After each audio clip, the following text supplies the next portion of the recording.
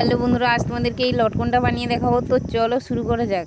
প্রথমে আমি কাপড়টিকে অনেকগুলো পাটে কিন্তু ভাঁজ করে নিয়েছি, নিয়ে একটা কৌটো চাপা নিয়ে এইভাবে বসিয়ে গোল রাউন্ড করে দিলাম, দিয়ে আমি কাটিংটা এইভাবে করে নিয়েছি খুব সুন্দর করে।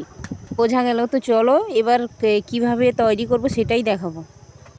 তো আমি সবগুলো পাট এখানে একটা পাট নিয়েছি, নিয়ে দেখো এইভাবে একটার পর একটা বসিয়ে দিলাম, দিয়ে এইটা কিন্তু ওপরের দিকটা কিন্তু উল্টো সাইড, ভেতরেরটা কিন্তু সোজা দিক। আবারও বলছি, সোজা দিকটা কিন্তু ভেতরের দিকে থাকবে, আর এইটা কিন্তু উল্টো সাইড দিয়ে এইভাবে রাউন্ড করে পুরোটা আমি সেলাই করে নেব। বোঝা গেল? তো চলো এবার রাউন্ড করে আমি সেলাইটা করে নিয়েছি। সবগুলো আমি একটা তোমাদেরকে এখানে দেখালাম, সবগুলো কিন্তু একই পদ্ধতিতে এইভাবে সেলাই করে নেব। সবগুলো আমি প্রায় সেলাই করে নিয়েছি, আমার কমপ্লিট হয়ে গেছে দেখতে পাচ্ছ। তো এবার আমি এগুলোকে দেখাবো। একটা কাপড় আমি নিলাম, নিয়ে মাঝ বরাবর ভাঁজ দিলাম, দিয়ে কিন্তু এইভাবে কাটিং করে নেব। সবগুলোকে একই পদ্ধতিতে কাটিং করে এইভাবে উল্টো দিক করে দেবো। উল্টো দিক করে এই ধার দিয়ে সেলাই হবে, এটাকে আমরা চাপ সেলাই বলে থাকি। তো ধারের সেলাইটা কেমন করে দেবো, এইটাকে চাপ সেলাই বলে থাকি। তো চলো চাপ সেলাইটা কেমন করে দিচ্ছি দেখো। সেলাইটা কিন্তু একেবারে গুঁড়িতে গুঁড়িতে যাবে এইভাবে, যাতে সেলাইটা খুলে না যায়, আর এই সেলাইটা দিলেও ফিনিশিং খুবই ভালো দেখায়।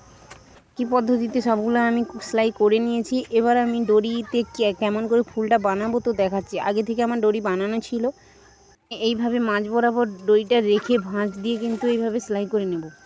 একেবারে সহজ পদ্ধতিতে দেখাচ্ছি, তোমরা একবার লক্ষ্য করো।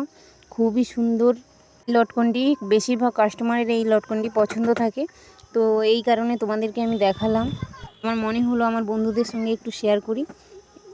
আবারও আমি ঘুরিয়ে দেখাচ্ছি, এইভাবে মাঝ বরাবর ফিতেটাকে রেখে কিন্তু কোনাকুনি আমি সেলাইটা করে নেব।